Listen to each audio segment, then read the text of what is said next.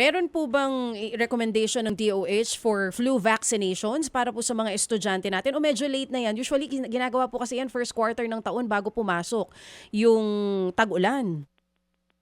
Hindi naman late, pwede naman na humabol, lalo na dun sa mga LGU na nag-aanunsyo. No? May mga makikita ka mga LGU na available yung influenza. Pero vaccine, hindi yung sakit syempre. Pero ibig sabihin ko po is kahit tayo ay titignan na sa tamang pagkain, sa ehersisyo, sa disiplina, yung wag magpuyat, doon natin makukuha kasi ultimately yung immune system natin. Hindi kailangan bumili ng supplements. Ako, baka mamaya ma-deepfake AI ako na sinasabi ko. Oo. Hindi po kailangan bumili ng supplements.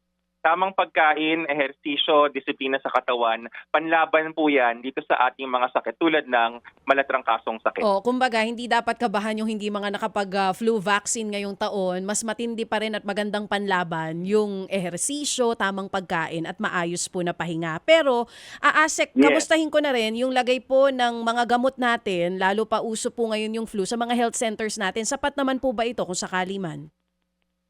Opo, at thank you na paalala mo sa akin na DJ Cha, no. Ito rin yung pagkakataon para yung yakap, no. Lagi naririnig natin yung PhilHealth yakap. Alam niyo po, perfect timing. Kung gusto ho natin masigurado at baka meron silang mga available na gamot kasi meron silang available na mga gamot, magparehistro po at magpatingin na konsulta hindi dahil sa may sakit, preventive health po doon sa ating mga health centers. Sa mga naka-download na ng eGov.ph app, mahahanap niyo po yung pinakamalapit na yakap center sa inyong lugar at pwede kayong magpatala sa kanila. At pwede nyo itanong to, sabihin nyo na, meron po ba kayo dyang mga preventive medicines or baka meron kayong bakuna, pwede nyo itanong sa kanila. At libre po yan sa mga health centers natin, hindi po ba?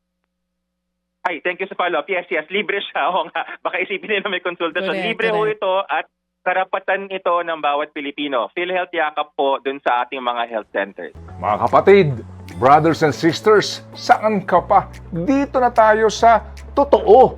Dito na tayo sa True FM. Mga kapatid, mag-subscribe and follow po kayo sa social media accounts ng True Network PH. Yan po kami. Hanapin nyo lang True Network PH, Facebook, Instagram, YouTube, TikTok, and podcast.